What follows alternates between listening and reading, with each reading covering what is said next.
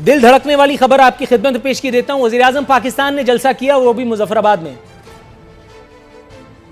मोदी को चेतावनी वज़ीर-ए-आज़म ने भी दी, लेकिन समझ में जो नहीं आया वो ये कि शाहिद अफरीदी का वहां क्या काम था। शाहिद अफरीदी, वो गुलकार, वो अदाकार, वो रिटायर्ड क्रिकेटर्स, उनका वहां क्या काम था जो उनको जहाज भर करके ले जाया गया। और जाहिर है कि ये पैसा भी मैंने और आपने अपनी जेब से ही भुगतना है, तो फिर ये रियासत न्यू मदीना में हो क्या रहा है? मतलब मोदी क्या अदाकारों से डरता है? मोदी शाहिद अफरीदी से डरता है? मोदी कोई टैलेंट शो करने वालों या पता नहीं और क्या कुछ करने वालों से डरता है? वज़ीर आज़म तो इसके लिए अकेले ही काफ़ी है माशाल्लाह, अल्लाह नजर बस से बचाए, मेरी उम्र भी उन्हें लग जाए। टीपू सुल्तान भी है और सुल्तान सलाहुद्दीन अय्यूबी का तसलसल भी है, तो फिर क्या ज़रूरत थी ये सब तामझाम करने की? वहां जाकर आपने जो फरमाया वो क्या था? वो ये था कि जी कश्मीर पर वो स्टैंड लेंगे जो आज से पहले किसी ने नहीं लिया। मैंने वहीं दिल पे हाथ रख लिया, अल्लाह रहम करे। माजी के दरीचों में अगर झांकूं तो वज़ीर आज़म जब दौरा ईरान पर गए थे तब वहां पे भी उन्होंने एक ऐसा स्टैंड लिया था जिस पर वो स्टैंड भी गिर गया और हम सब भी गिर गए थे।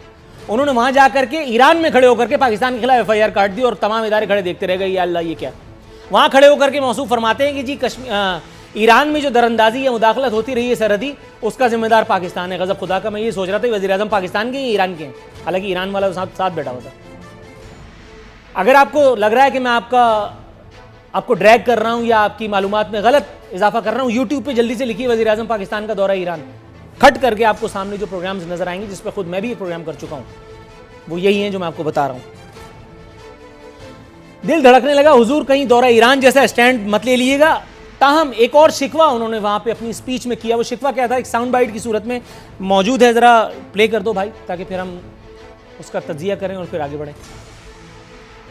नरेंद्र मोदी गलत फहमी में ना रहना, इसलिए पायलट वापस नहीं किया कि हमें डर था तुम्हारे से, इसलिए वापस किया कि हम अमन चाहते हैं।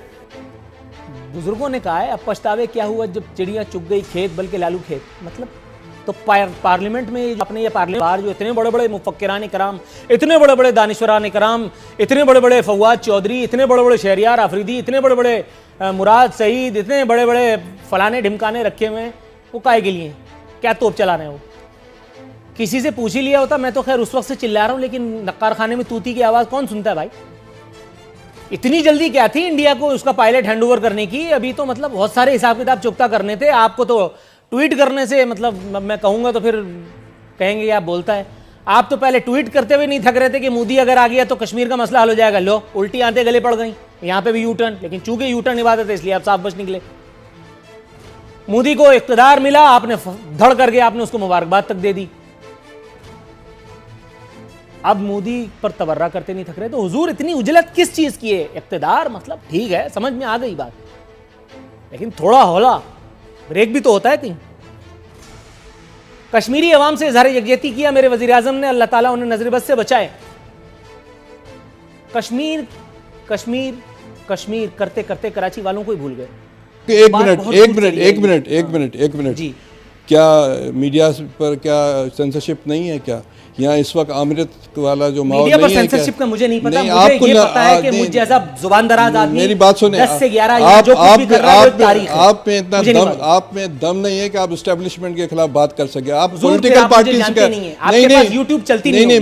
मेरी बात सुने, आप पॉलिटिकल पार्टीज पर, पॉलिटिकल लीडर्स पर इस 70 साल में एस्टेब्लिशमेंट ने गालियां दी हैं। पॉलिटिकल पार्टीज में आप पे दम है कि आप या आपके चैनल में दम है? मेरी बात सुने, आप में दम नहीं है, आपके चैनल में दम नहीं है। बनाने के 2 फरीक हैं। चले आप बात करें, 1 मिनट, चले आप बात करें, आप बात करें, बात तो कोई आप बात करें, आप किसी जनरल के खिलाफ बात करके दिखाएं।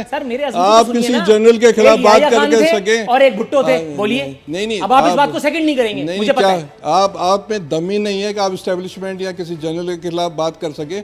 आप पॉलिटिकल पार्टीज को गालियां देते हैं, आपके चैनल और आप जैसे आप जो है, आप उनके जो है उनके साथारी हैं, तो आप उनके जो पार्टनर्स हैं। अच्छा, पार्टनर्स हैं, और क्या आप पे दम है? आपके चैनल्स में दम है कि एस्टेब्लिशमेंट पर बात करें? आप पॉलिटिकल पार्टीज को गाली दे सकते हैं? मैं आपको क्योंकि आपका धंधा इस तरह चलता है, आपका धंधा इसमें चलता है। आपको तनख्वाह इसमें मिलती है, आपको तनख्वाह इसलिए मिलती है कि आप जो है पॉलिटिकल पार्टीज को मिलाइन सर, करें। एक छोटी सी बात आसिफ अली जरदारी साहब ने जब ईंट से ईंट बजाने की बात की तो आसिफ अली जरदारी साहब सेटिंग करके भी तो एस्टेब्लिशमेंट से आए। चूंकि एस्टेब्लिशमेंट ने उस वक्त आपको माफी दे दी, इसलिए एस्टेब्लिशमेंट बहुत अच्छी थी। अब एस्टेब्लिशमेंट की दस्तखत आपके मुताबिक किसी और पर है तो कोई माफी नहीं मिली है। देखें, पीपल्स पार्टी ने ये मार्शल आर्ट्स का मुकाबला किया है। दुनिया जानती है आसिफ अली जरदारी को। उस जमाने में जो बीमारी हुई थी उसका नाम था जनरल राहील शरीफ, और वो बीमारी जब तक रिटायर नहीं हुई तब तक आसिफ अली जरदारी इस तरह की बात करके तभी तो तनख्वाह लेते हो ना। इस तरह की बातें करके, अवाम दुश्मन बातें करके, पॉलिटिकल पार्टीज को मिलाइन करके तनख्वाह लेते हो ना। ये तो तुम्हारा तुरे इम्तियाज, यही तो तुम्हारे चैनल्स का तुरे इम्तियाज है। तुम्हें क्या जरूरत है? कोई जरूरत नहीं है। पॉलिटिकल पार्टीज को ख्वार करना, ये तुम्हें इसकी तनख्वाह मिलती है और किसी की नहीं तनख्वाह मिलती है। तुम्हें दम नहीं है, करेज नहीं है कि असल जो ताकतवर दूर कुव्वतें उनके खिलाफ बात करो। इसकी तनख्वाह लेते हो, ख्वार करते हो पॉलिटिशियंस को। दम है किसी सर? मैंने तो अभी दम का थोड़ा सा प्रोमो दिया था, थोड़ा सा तवक्कुफ फरमाइएगा। मैं इंशाअल्लाह ताला सेनेटर साहब को जरा पानी पेश कीजिए जब तक। कोई अच्छा, पानी वानी नहीं, तुम्हें दम नहीं है, तुम उसकी तनख्वाह लेते हो। सर मैं आपसे, कराची में जितने मामलात, जितने मसाइल हैं जो कि खुद कराची वालों की ज़िंदगी के साथ साथ हैं, अल्लाह ताला उसका खात्मा करे तो करे। हुकूमतों ने तो बहरहाल नहीं करना। वज़ीर आज़म ये भूल गए कि कराची उनकी दस्तरस में है, कराची के लिए वीज़ा नहीं लेना पड़ता। लतीफ़े को मजीद तूल देते हुए आगे बढ़ते हैं। सदर मोहतरम ने अपने तौर पर मोदी को वार्निंग दी है, और वो भी पार्लियामेंट में। ये अलग बात कि पार्लियामेंटेरियंस ने खुद सदर मोहतरम की ज़िंदगी अजाब कर दी थी। वहां खड़े होकर उन्होंने अपने तौर पर मोदी साहब को वार्निंग दी कि कश्मीरियों पर मजालिम बर्दाश्त नहीं करेंगे। मोदी का वहां पेट पकड़ के बुरा हाल था, हंस रहा था बुरी तरह बेचारा, कह रहा था सानू की मत बर्दाश्त कर।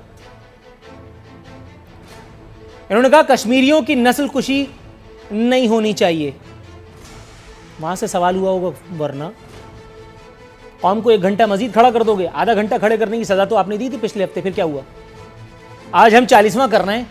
कश्मीर पर भारतीय इस्तबदाद के वो 40 दिन हो चुके हैं, कर्फ्यू लगे हुए, कख भी नहीं हुआ। ताहम सदर मौसूफ ने एक सनसनीखेज इंकशाफ जरूर किया, वो भी पाकिस्तानी नाजरीन के लिए, पाकिस्तानी सामीन के लिए, पाकिस्तानी मीडिया के लिए खुसूसन। बताते हैं मुल्क में आज़ादी इजहार का दौरा है, मीडिया बगले झांक रहा है। मीडिया नक्शे में पाकिस्तान तलाश कर रहा है कि वो पाकिस्तान जिसका इंडिया उन्होंने दिया वो है कहां। मुझे ये जरा बताइएगा कि मोदी से अब शिकवा करने से क्या फायदा? मतलब उसी वक्त के जिस वक्त बंदूक आपके हाथ में थी और आप गोली चलाने वाले थे, उसके बाद फिर आपने बंदूक साइड पे रख करके और वो मोहब्बत की पतंग उड़ानी शुरू कर दी। उस वक्त आपको थोड़ा सा सब्र कर लेना चाहिए था, पूछ लेना चाहिए था इधर उधर। फवाद चौधरियों से अगर पूछेंगे तो यही सब बंड होंगे, अगर शहरियार आफरीदियों से पूछेंगे तो यही होगा, फैसल वावडाओं के ऊपर तकिया करेंगे तो यही होगा।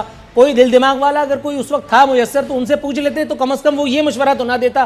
क्योंकि यही काम, मेरे मामू के लड़के नहीं है वो, लेकिन नवाज शरीफ ने अगर किया तो उससे बुरा तो कोई भी नहीं है। क्या कहेंगी मैम? देखिए साहब, बहुत फ़र्क होता है। देखें, अगर इमरान खान ने इस तरह की कोई पेशकश की थी तो वो इसलिए की थी कि वो इंसानों से मोहब्बत करते हैं, इंसानियत से मोहब्बत करते हैं। आपको तो पता है जंग करना कोई मुश्किल काम तो नहीं है। एक मिसाइल इधर से फेंकें, एक मिसाइल उधर से आए, फिर 4 इधर से, फिर 4 उधर से, और उसके बाद लाखों करोड़ों उधर भी खून में नहाएं, लाखों करोड़ इधर। बड़ी हंसी खेल का काम है, बड़ा अच्छा तमाशा लगता, खूब वाह वाह होती सारी। लेकिन जो खून बहता वो आपको भी नजर आता, हमें भी नजर आता, पूरी दुनिया को भी नजर आता। की गुंजाइश निकालते हुए ये गैरत ब्रिगेड जो पाली हुई थी ना, विद ऑल ड्यू रिस्पेक्ट, हमेशा अमन की बात करता है। गैरत ब्रिगेड पाली हुई थी। प्राइम मिनिस्टर इमरान खान जब आए थे, उनको पता था, मैं थोड़ा सा इख्तिलाफ करते हुए आपसे एक चीज ऐड करना चाहता हूं।